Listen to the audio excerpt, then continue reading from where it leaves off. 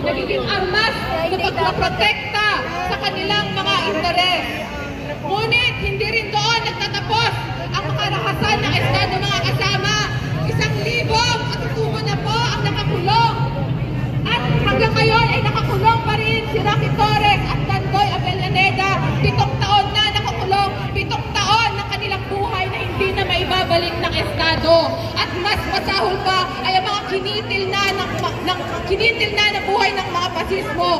Katulad lamang ni na Eleuterio King, ni Tony Cuba at ni J.L. Maligday.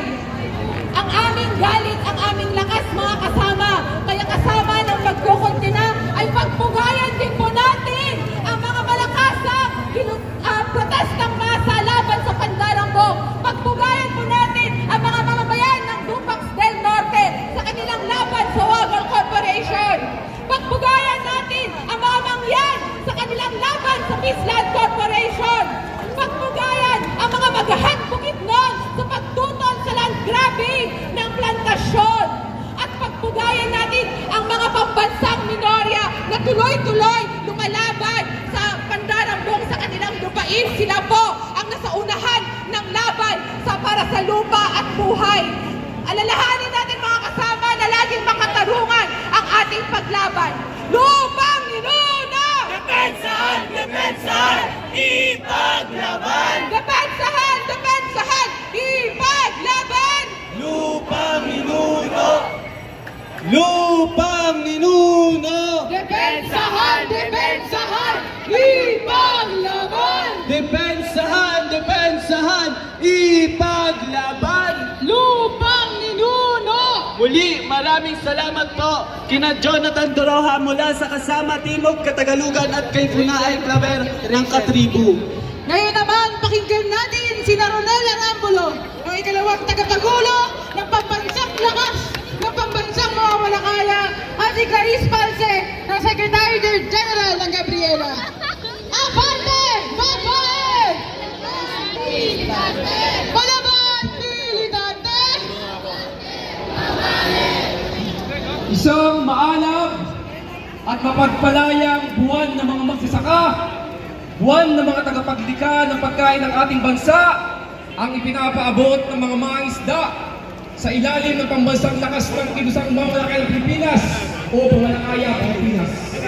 Nagpupugay ang mga mangingisda sa lahat ng nakikiibang mamamayan, lalo higit sa mga kabataan, pagkaso ng bayan, mahigit na lamang ito mga sa ating kasulong pagpaaralan, bagkos ang lumalabas ito at hindi ang kaya ang kanilang mga grado, ang kanilang marka doon sa kanilang mga akademiko.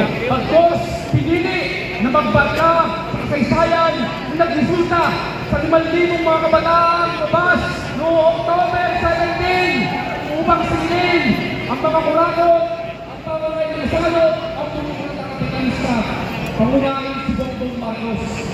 Mga kabataan, kayo ay mga anak ng mga tagapagbigay ng yaman ng ating bansa.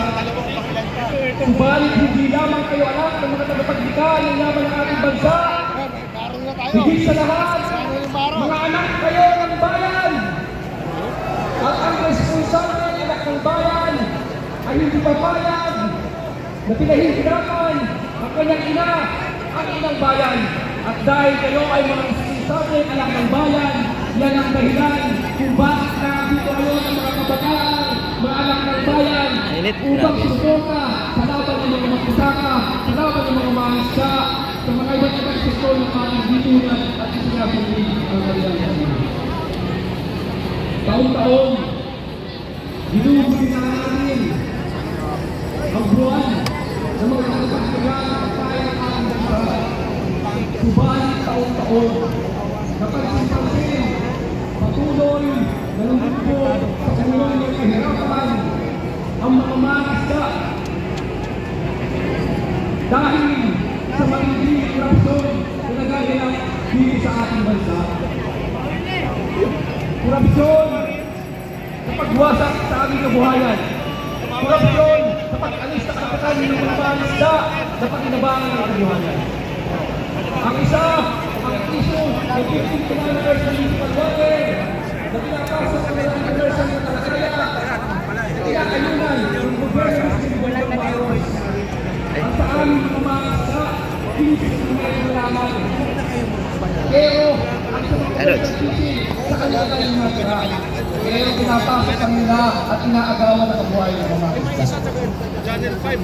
Ang matinding isyo ng mga mangisda ay ang patuloy na nagaganap ng mga proyektong reklamasyon sa mga baybayin na nagkalaya sa mga mangisda, nagpabagsak ng kabuhayan mula sa 80% at dahil din kung bakit marami ang naminsin sa baha, marami ang napapalay na mga kababayan. Kaya mga kababayan, tandaan nito, ang pagpatay sa akin, ang pisto may kasalanan, ay ang reaksyon ng gobyerno mula sa nagdaang administrasyon hanggang sa kasalukuyang administrasyon ni Bongbong Marcos. Hindi ito kapalaran, ginagawa nito sa atin. Kaya namin ito kalawak ang mga mamayan at nagpuprotesta upang labanan ang ganito ay sistigo ng korupsyon dito sa ating bansa. Maliban sa mga baybayin, hanggang doon sa laot, partikular sa West PNC, inaagawan ang mga mangisda ng karapatan na pakinabangan ito. Biktima kami ng imperialismo sa pandarambong, ang lumang salot ng nagtawag ng Sanggay Pilipino, ang imperialista ng China, pangunahin ng imperialista ng Estados Unidos. Matatandaan natin, may panahon ng Duterte, pagda, may pagtagumpay natin ang mga namatay. At ngayon sa panahon ng Bongbong Marcos, walang pinag-iba kay Duterte, pareho kita ng imperialismo. Nag-iba lamang ang kanyang amo, pumili sa Estados Unidos at para ng postura na siya ay nagtatanggol sa soberanya ng ating bansa. Ginagamit nila ang maritime dispute ng China, ng Pilipinas sa China. Pero ang totoo, ang kanilang sinusulong ay para sa geopolitical na interes, para magkalakas ng kanilang relasyon sa Asia at pangdambong pagkikitaan ang pagbibenta ng armas na kumikita ang US ng gas network. Dahil nakukuha ito sa Pilipinas. Yan ang malinaw na batayan kung bakit patuloy naghihirap ang mga mangisda, ang mamamayang Pilipino.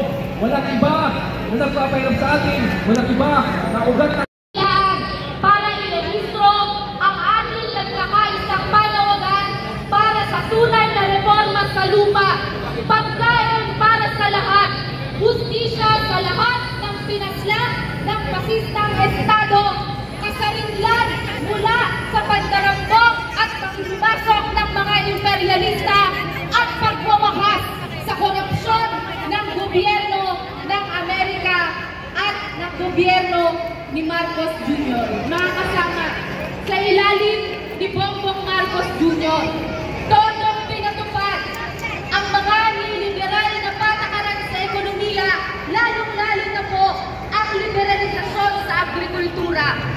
kung saan